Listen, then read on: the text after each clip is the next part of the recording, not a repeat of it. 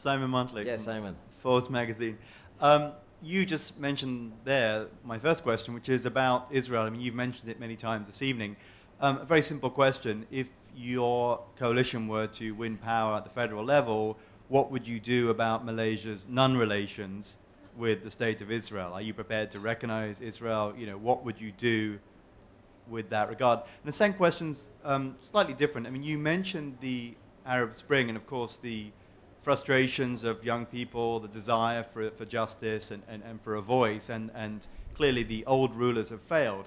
However, what we're seeing now is a collapse of central authority in some countries, that the old system has failed, but there is no new system in place yet. Given Malaysia's traumatic history, and you are a child, I guess, of the 50s, so the events of May 1969, of race riots, of the country being pulled apart, I mean, young people today don't remember it, but old Malaysians clearly do. So there's always a fear that a close election, an election in which your party does very well, and so does UMNO, and you're kind of the Barisan rather, and there's this sort of very close-run race. A lot of people are quite scared about that in Malaysia. Older Malaysians fear that the old divisions would arise again. What can you do to deal with those fears? And have I got it wrong? For the younger people, is that no longer a concern? Are these racial divisions and traumatic past, dead and buried? Thank you. Simon, I thought you were a friend, and then how much trouble I'm in over issue of Israel, and you want me to comment on that.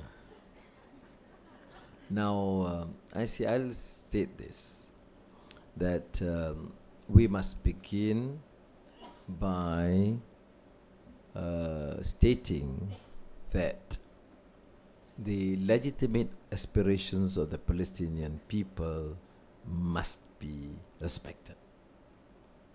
Now, that, to my mind, has not happened.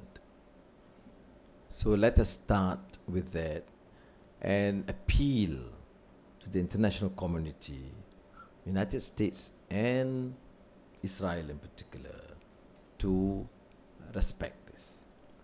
There's also some very positive development, although many Americans, or some Americans, or Israelis are not too happy. That is, the Hamas coming into the mainstream by having this unity arrangements or with Fatah. I think is a positive move, because by doing that, it's admitting the position taken by Fatah to deal and negotiate peacefully with Israel, and ensuring there is peace and not condoning any form of violence by both parties. When I say violence, it's always a position that sometimes people tend to ignore the fact that the Palestinians are reacting in a violent manner, or the Israelis taking some violent moves or actions, as you have seen, like in the siege or Gaza. So I think let us move in that direction, and I believe that is the best option.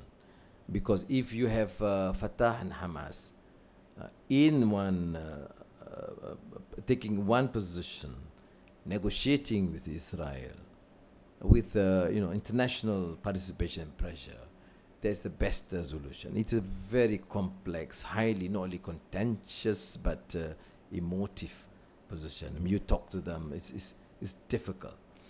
And as I said to you, I was the last 3 days in Doha with Khalid Mashal, the Hamas chief, and I understand the predicament.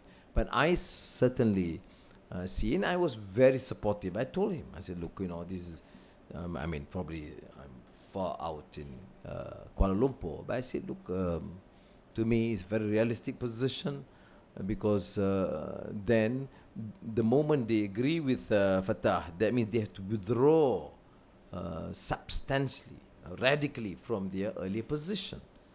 And this was the terms that was agreed upon. I don't know whether I'm able to tell you all, because some of these things, some of the issues were not announced. But I would see certainly positive in the direction of peace, a durable peace in the Middle East between Arab and Palestine and Israel. I'm not in a position to say more on that subject. So I think I will leave at that. I've not answered your question.